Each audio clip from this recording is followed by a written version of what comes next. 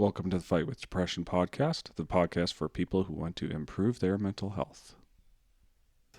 My name is Christopher Boussard, and once again, I have my wife Molly on the episode, the show, whatever, with me. Hi. Well, I guess we're all listening, right? So she's still. This is our second take, by the way, on this, and the first time she's just said hi, and I thought maybe she would give a little bit more, but that's her entire Well, introduction. I mean, you introduced me, so I guess I Well, don't even. Yeah. okay. Anyway, today we're going to be talking to you guys about different treatments for mental illness, specifically for depression, because that's our experience. So, anyway, yeah. So I've been on a lot of different medications, even really starting since I was 18, and I'm getting older now. But I've been on lots of different medications, and they haven't always worked. So I think in our first take, Molly had a good point, so I'll let her speak on that again. Well, what I was saying is just the whole point of this podcast and the reason behind your website and blog and everything like that is because you have had depression for so long and you have tried medications and they don't always work. Uh, it's kind of going beyond and going, well, these are things, fishing and hunting or going out on a hike or a walk. Those things can be great for the soul, great, ways to kind of combat depression. But sometimes that doesn't work. Sometimes people can be in a place where medication or therapy really is needed because you can't even fathom getting off the couch to go take a walk or, go hang out with a friend or do anything beyond that. So yeah. Well, and I talk about like situational depression and like lifelong depression. There's lots of reasons for it. I'm actually working on a blog post right now. I haven't shared it with Molly because it's still a work in progress, but kind of on just what we're talking about today, the different treatments and how things just don't work for everybody. One thing works for me, doesn't work for somebody else. But what we're really talking about, like Molly was talking about with just getting outside and the reason for the website and the podcast and everything is we're not trying to fix it. You can't, there's not really a cure for lifelong depression. If you have situational depression, like I call it, you're in a funk, so to speak, and one thing's leading to another. There's something that's happened. If it's PTSD or whatever, then therapy, talk therapy. There's lots of different EMDR. There's lots of different stuff like that that you can go through that really help. But I've heard a lot of people speak about that stuff. But sometimes medication is the only thing that'll get you out of it, and sometimes medication doesn't work. Like I said, I've been through the gambit of medications, and they either don't work or they make me feel sick, like literally physically sick. Um, but we're not working on curing depression. We're kind of working along. We're augmenting your treatment. So the things that we're doing, that we're talking about, woodworking and photography are the big things that I do on the website. Those are helping with symptoms, but there is always like an underlying cause for your mental illness, whether it's the way that your brain is wired or something that's happened a long time ago. There's an underlying reason for depression, and that's where the treatment, not just the symptomatic I don't know, assistance, Yeah. comes in. Well, I think it's important to point out too, if you are someone who is newly struggling with depression or maybe you've been battling depression for a long time, or maybe you know somebody who has talked to you about this. It's important to seek professional help because, as much as we like to speak about it, we speak from our own experience. And everybody's experience is going to be different. Everybody's going to, manifest in a different way. Things that work for Christopher might not work for me. For example, I was struggling the other day. I was super stressed out, frustrated, and just kind of at my wit's end. And he suggested, he's like, would it help if you took out the boat and went fishing? And as much as I love going out on the boat and going fishing, I have no desire to go out by myself on the boat and go fishing. That's not going to help me. That's not going to work. But for him, it's a great fix. So just definitely talking to, a medical professional and running through your options. Maybe medication is an option for you. Maybe therapy is a better fit. Whatever it is, it's just important to seek that out. Well, it's also important not to give up. I would get super discouraged, and I'd take a medication, and Molly and I would go back and forth, and I don't want to make her, she's not, It's I'm not okay. trying to make her sound bad or trying to anyway. She would kind of come up to me and just say, you need to do something because you're not in a good place. Like you need to get help. So and so I'd be like, okay, this is going to be it. This is going to be the time. I'm going to take a medication that's going to work, and it's all going to be good. And I would take something, and I'd start feeling kind of positive, make like something good would happen, and I would take it, and either, like I said, didn't work, or I would just get sick, and I would just get super bummed out because the treatment didn't help. It didn't fix it. And the same with therapists, right? I've had a couple therapists, or whatever that you talk to, and you talk to once or whatever, and it's just kind of like well, I really don't like you, Yeah. and you got to find somebody that fits well with you. Same with medications, like Christopher was saying, and it's okay if you can speak freely because I definitely have. I lived it. I know exactly how things were. But he would get in a funk like big time, and I do remember specifically we had gone through a really traumatic event. We had a house fire, and it was Easter, and we were in a hotel, and Easter has always been kind of one of those holidays that we've just been, we've done on our own. It's been the five of us, and that was the case for that Easter. And I didn't feel like having Easter in a hotel. So we went over to our house and sat in the driveway, and we're just kind of letting the kids play because we couldn't go inside. We were letting the kids play, and I asked Christopher, I said, do you want to go on a walk? There's a playground. The school playground was about a block and a half away. I said, how about we take the kids over there? How about we do this? How about we do that? And I didn't get a response until he kind of blew up a little bit and said, I don't feel like doing anything. And at that point, I was like, okay, he needs something more than I can give him. And I think this is one of those situations where it was wise to seek out medical help. Yeah.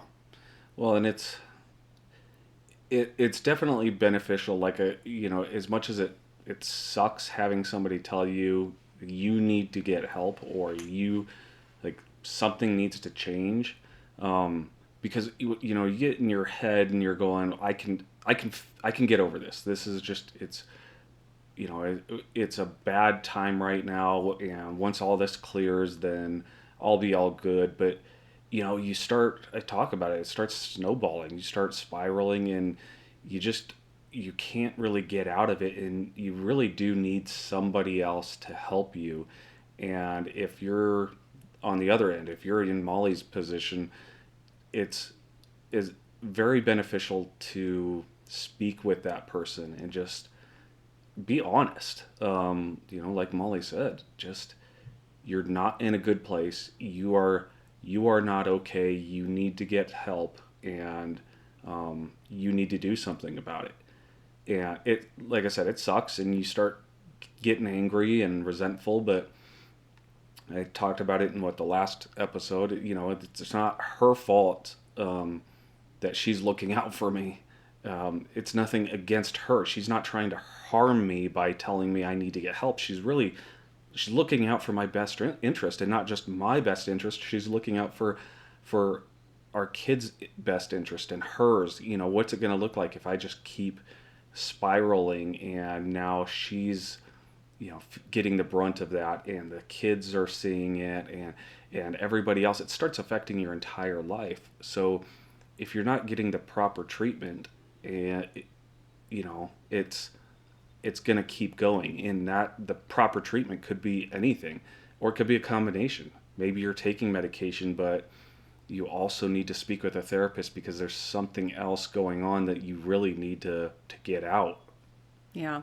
And I have to say, when Christopher, so we're looking at kind of both sides. He can tell you what it was like for him, but if you're in the position as a friend or a spouse and your partner is struggling, you probably already have some pretty thick skin, and you're going to need that because as honest and careful as I tried to be, there were many times where Christopher saw it as you're just trying to change me. Yeah. And that's not the case at all. I'm looking out for your best interest. I can see you're miserable and I want to help you. And if medication is something that can help, then let's try it. And it's not about giving up. I mean, there are definitely instances that we have come across where it's like, I tried and I'm done. Nope, I tried to help and they don't want my help, so I'm done. Don't give up on people. It's just, maybe it's not the right time. Maybe it's going to take some more talking, whatever it is. Just keep on and let them know that, like I said before, I'm on your team. I am here for you. I am in your corner, and I want what's best for you in every way. Well, and I mean, part of that too is, like Molly said, I would tell her, like, this is who I am, and you should, we're married, and you married me for who I am, and you're trying to change me, and this and that. And as much as I don't know, it sounds really bad, but I didn't want to hear it from her. I don't know how else to say that, but part of that might just be somebody else. If I had a friend who came to me and said, hey, this is what's going on. You need to change. You need to fix this. But my problem is I would keep everything hidden. I would keep a happy face, and nobody knew what was going on. And then I would get home, and it was almost like all that bottled up. It kept filling up because I kept putting on this happy face, and I kept pretending. You didn't do it well, though. Huh? But not very well. What, around other people? The happy face. No, yeah. Well, I don't know. Maybe I didn't think I was. Maybe I thought I was better at it than I really was. But it was just, it would build up, and then when I get home, it was just, I don't know, too much or whatever. But if it's just somebody else too, come to them together and just say, hey, I'm your spouse, and this person is your best friend. You got these two people, and we really are looking for your best interest. Maybe a sibling or a family member, whatever. A sibling or a family member. I think siblings are usually family. Yeah. Anywho, yeah, but just two people together, that it gives a little bit of clarity, and I don't know, just a little extra, like, oh, maybe this is something I need to address. Yeah. Well, if you think it's all coming from one person, and maybe you can't quite see it. Yeah, it feels like an attack. And we're not talking about doing an intervention or anything like that. Those don't go well. But I mean, I had a friend of Christopher's, a friend of mine as well, but mostly Christopher's, reach out to me at one point saying, "Is he okay? Because he is off." And I had noticed it and mentioned it to Christopher. And the fact that there was a friend that cared enough to reach out to me to say something was like, okay, someone else is seeing it too, was a huge relief, because I could say it till I'm blue in the face. "Christopher, I think you need to up your medication. Christopher, I don't think this is working for you. Are you okay? What's going on?" And I'm just, coming from me, it's the whole wedge salad thing, It really is. I could tell you all day long to try the wedge salad, but you're not going to try it until somebody else. Molly's a big fan of Modern Family. If you're Yeah. not, that's where that comes from. It is. It Yeah. is. Okay. You're right. Okay. Yeah. I was right. Well, look Good at job. that. No, but it does take, it takes a good friend to be able to call you out on stuff like that. And the I've got friends who, like Molly said, will reach out to her and be like, "Is he okay?" Um, it's a good friend to kind of confront you and say, "You're not okay, man. Let's talk about you, or let's figure this out. What's going on with you?" So And if you are the friend, once again, get prepared and have a little thick skin, because that first conversation may not go well. In their heart, they may know that, hey, you're speaking the truth and they need help. But at the same time, it's hard when someone else points out your faults or your imperfections or your struggles. It's hard to hear no matter what it is. And so just be prepared. yeah, Yeah. but sorry, go ahead. Oh, no, I was going to kind of touch back on the whole medication thing that we've been talking about. I don't want it to sound like medication is a bad choice.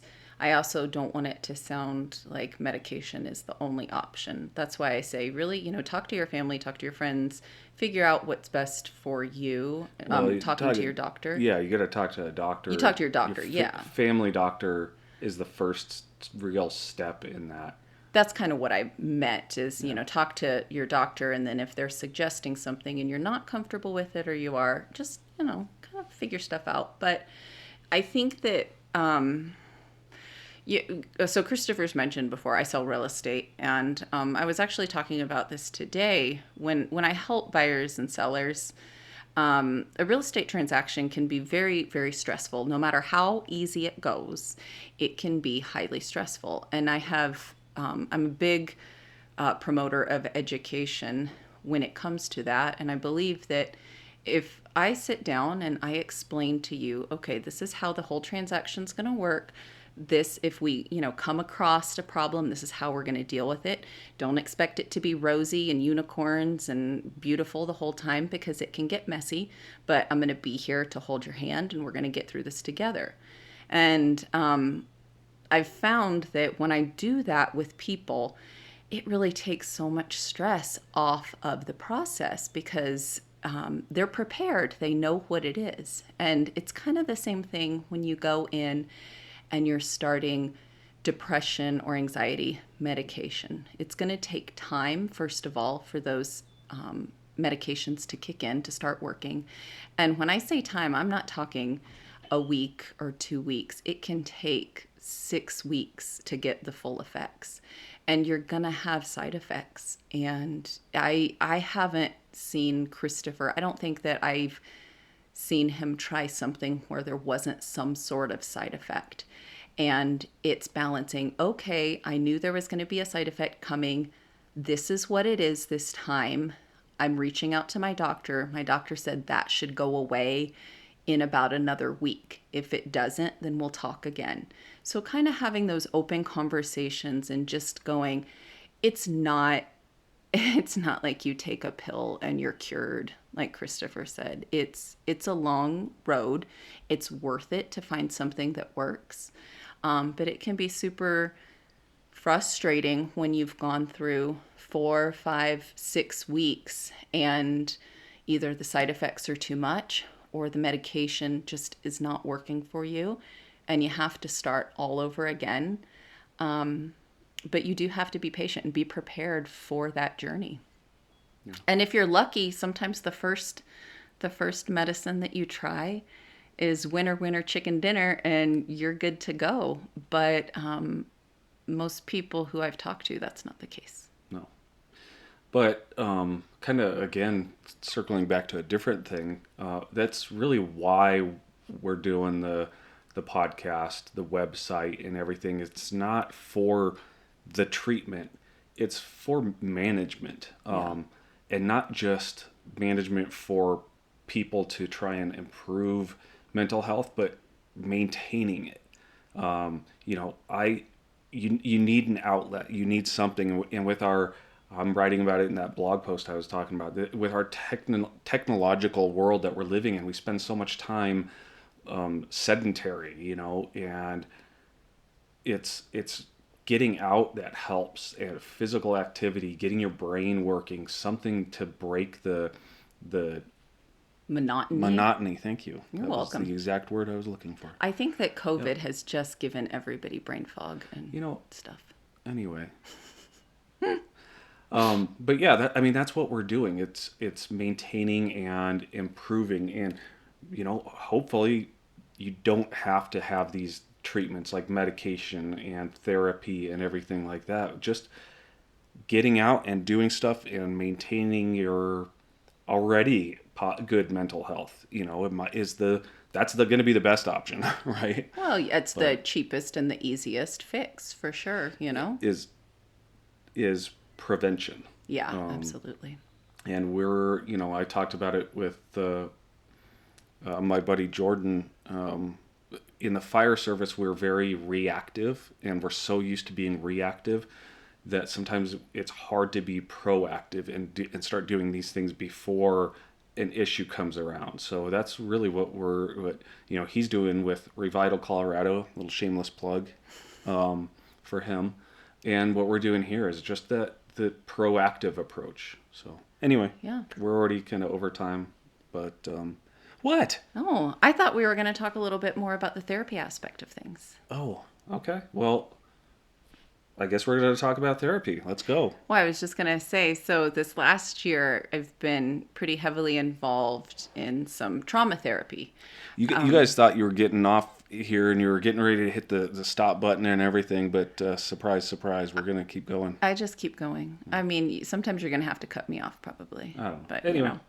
So I've been pretty heavily involved in trauma therapy, and I think that's one of those things that needs to be a little more open and out there for people, because I'm not on medication. I don't need that. What I needed help with was working through some situational things that had happened last winter. My father passed away pretty unexpectedly. And it took a few months, to kind of process things. And Christopher had suggested that maybe I need to speak to somebody, not just to help me kind of process and cope and deal and grieve, but it was honestly affecting our marriage for sure, because I was getting frustrated with, I don't want to say, with lots of things. And maybe I was talking about certain things too much. And it was just having a negative impact on our relationship. And it wasn't that I was going through something and Christopher didn't know how to handle it. That wasn't the case at all. It was, I was letting things come up and dwelling on past hurts and things from my childhood that continued to play out in my adult life. And it was just really getting to us as a unit and as a family. And so he suggested that I speak to somebody. And I have to tell you, like he said before, it's not a one size fits all. I had the benefit to be able to have several conversations, little 15, 20 minute, 30 minute conversations with different therapists who specialized in what I needed in trauma. And I found an amazing fit. And it was interesting because they pushed back on me. And that's what I needed. I didn't need somebody to just sit there and listen and go, okay, and how does that make you feel?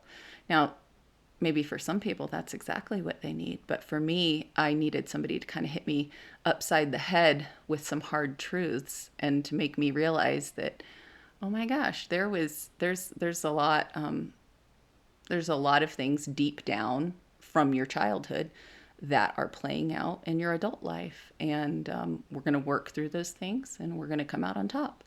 And I think it's been super beneficial to me. What do you think, Christopher? I think so. And we talk about the wedge salad, and this is kind of that case. But there's certain things that she would come and she'd be like, "Oh yeah, they told me this, and it really helped me." I said, "I've told you that for years." Yeah, it's And, just like, yeah, it's the wedge salad. yeah, But it's a different perspective too, and sometimes I'm not the best at vocalizing what I'm trying to say, what I'm yeah, but it's having somebody else too. And Molly said that she's she doesn't need that person saying, well, what how does that make you feel? And for me, I don't need that bothers me. But the other thing that bothers me is, okay, well, what you just told me was, and Molly kind of, I don't know if that came from that or whatever, but we started talking and she would reiterate what I was saying. And I'm like, I know what I just said. I don't need you to tell me what I said. So if you're dealing with a therapist, and I've done that where, you say something and then they respond back and it just causes more aggravation, that's probably a good sign that it's not the right fit for you. yeah. And it's just it's trial and error. Test people out. Try different. I mean, I didn't know that I needed a trauma therapist, and I didn't realize that some of these hurts went into a different area. But as time went on, I was like, oh, this really makes sense. And Christopher's right. He would say things. He'd be like, oh, yeah, I told you that already. I'm going, yes, but now a medical professional is telling me and explaining it in a way that makes sense. Not Christopher can be very, let's say, blunt. And that's not a bad thing. That's definitely not a bad thing. But he's like, this is how it is, and that's it. And I need a little bit more explanation. And so he could say one thing to me, and my therapist could say the exact same thing, but it's the way in which it's explained and how it's connected that really kind of resonates. And that just drives him nuts. Well, in on that topic, I just want to say, like, for we think of trauma counseling, we think of trauma therapists as either a physically traumatic event or a singular traumatic event that just happened, PTSD or whatever. But that's not all trauma therapists do. It can be a lot of built up trauma and past trauma. I mean, it can be, just the way in which you were raised and spoken to as a child, that can create trauma right there. It's really interesting. So, Well, and there's also just on that topic, there's grief counselors that you think of grief as a loss of a family member or something like that, but the grief counselors do other types of grief, like a loss of identity. If you lose a job, or if you can't do something anymore, or something like that, that is a form of grief. You are grieving from that. So you may go to a trauma therapist or trauma counselor thinking that, oh, this is what I need, but really you might need a grief counselor. So there's lots of different avenues to explore. Thank you. Yeah. Google it is your friend in this case. Look up different things. I have been privileged to follow some amazing therapists on Instagram who just put happy little nuggets of information out daily. And it's just like an affirmation, and it helps you go throughout your day, and I love it. Sometimes those happy little nuggets just make me angry. So Well, that's fine. I That's why imagine. everything's different. Like nobody fits into the same box for sure. So, Anyhow, yeah, okay, are we good now? your beard looks great today. Thank you. You're welcome. I actually showered today. Good. Anyway, this is not a video podcast, by the way. So, anyhow, yeah. So thanks for listening. We kind of went a little over what we were expecting, but as always, check out the website, thefightwithdepression.com. Let us know what you think. Any closing comments? No, if you need any resources, we can guide you to those, but we're not going to direct you on who to talk to or anything.